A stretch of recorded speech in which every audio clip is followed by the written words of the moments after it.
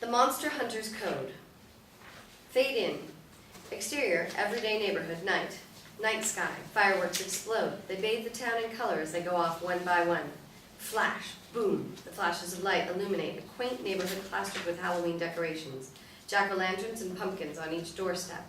Flash, boom. A town committee poster hangs on a lamppost. Whisper Hollow's Pumpkin Festival 1967. Flash, boom. Bare twisted trees, crackling dead leaves blow in the street. A terrified scream cuts through the sound of fireworks. A damsel in distress runs screaming down the empty street as multicolored explosions shimmer on the wet road. Exterior, everyday neighborhood park, night. A neighborhood party. A banner hangs between two trees. Whisper Hollow's Pumpkin Festival. A man with aviators watches over the gathering of people. Close up, aviator mirrors. We see the festival reflecting in the two mirrors. Close up, a well-worn leather pilot's jacket. Close up, a shimmering black stone necklace hangs from his neck. The man scans the crowd through his aviators. Gossiping women, children playing, and hissing firecrackers. He can't see what he's looking for, and leaves. Exterior, everyday neighborhood, night. The firecrackers pop in the sky just over the grassy hill. The damsel spots them, sighs for a moment until a horrible wailing echoes in the street. The damsel covers her ears. Sobbing, she turns and bumps into Ben, early 20s, the aviator man in the pilot's jacket. Looking for something?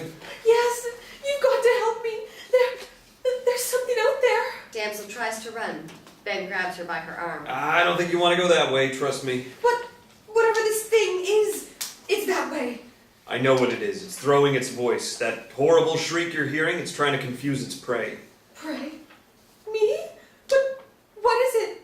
What's out there? You wouldn't believe me if I told you. I've been tracking it. You're safe with me. The banshee wails. Ben scans the sky. Martin will be here any second. We'll get you home. Ben wipes away her tears, streaking her cheek clean. The shrieking banshee swoops down, knocking Ben aside. It grabs the damsel and flies off. A red convertible screeches to a halt, casting bits of mud on Ben's jacket. Martin, 20s, a mouthy young smartass, stands and leans over the windshield. Looks like this is the place. You're late, and look who pays for it. Would you look at this? Crossbow's in the back. Let's tango.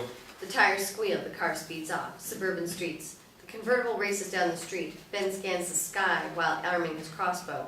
You seem to forget that I'm usually the one saving you. Martin spins the wheel and slams the brakes. The car spins down a side street. Martin swerves, jumps the curb, and smashes through a picket fence.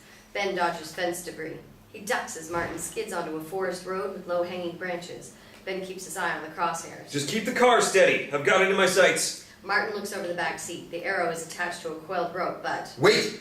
I didn't Gotcha! Ben fires the harpoon. A loud shriek. It pierces the banshee. tie that to anything. Ben looks to the empty metal bracket in the back seat. The rope unravels. Ben sighs and turns to Martin. You had one job! The end of the loose rope flies past Ben's head. Ben jumps and grabs it. The banshee pulls him from the car and upward into the trees. It's not easy keeping you alive. Martin drives, chasing Ben, who's being towed by the banshee, which still carries the damsel in its bony arms.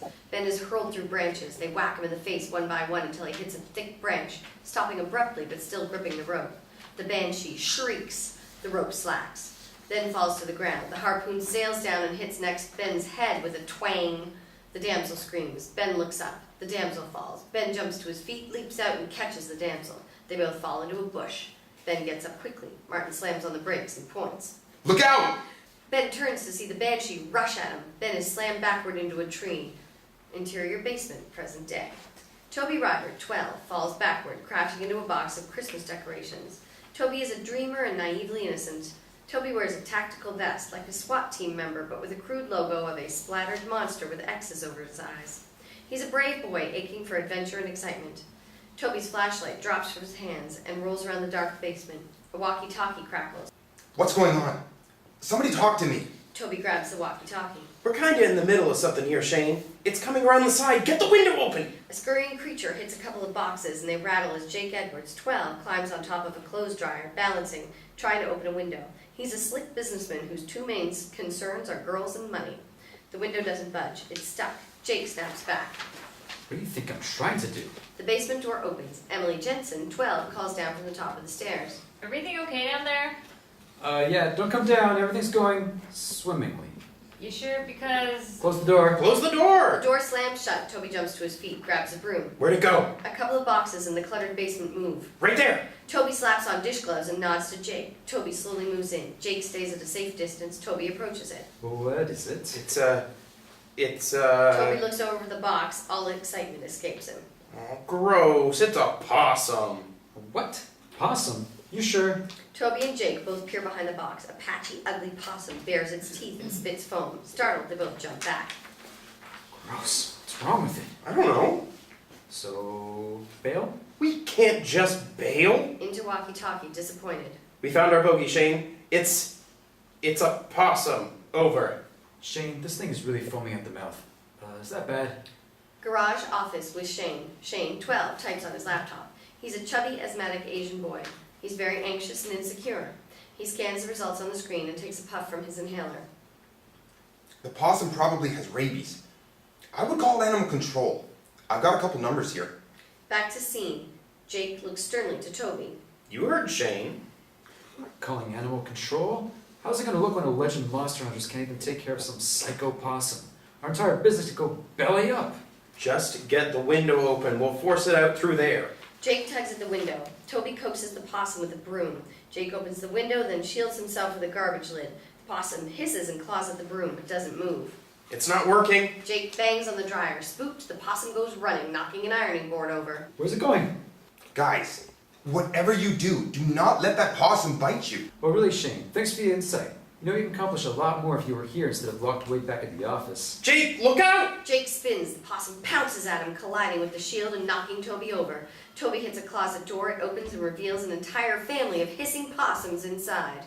Okay, we can bail. Run! Jake and Tobey run up the stairs and out the door. Interior garage office day. Laptop screen. Layla's blog. Fearless heroes? More like 7th grade con artists. They scare us and take our money. Looks like they're the ones running, screaming. YouTube video shot from a cell phone. Jake and Tobey running in fear from Emily's house. Tobey, Jake, and Shane are all gathered around Shane's laptop. This is so bad for business. Do I really run like that? We're gonna need a good PR person.